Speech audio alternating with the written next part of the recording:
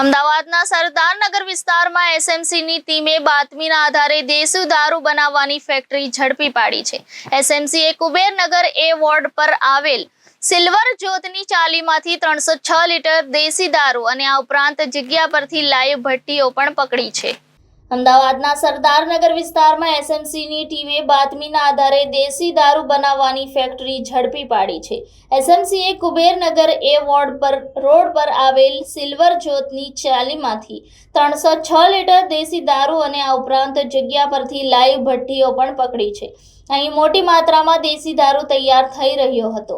સ્થળ પરથી પ્લાસ્ટિકના ડ્રમ, ગેસની બાટલો, એલ્યુમિનિયમ ડ્રમ, કેરબા વગેરે વસ્તુઓ સહિત ₹39,902 કિંમતનો મુદ્દામાલ અને 6 આરોપીઓને ઝડપી એક આરોપીને વોન્ટેડ જાહેર કર્યો છે। અમદાવાદ શહેરમાં દારૂની રેલમછેલ થઈ રહી છે તે વાતને કદાચ નકારી શકાય એમ નથી, કેમ કે દારૂ સ્થાનિક પોલીસને નથી મળતો ત્યાં તો અન્ય એજન્સીઓ દારૂ ઝડપી પાડે છે। Bureau report, Janadesh news, Ahmedabad.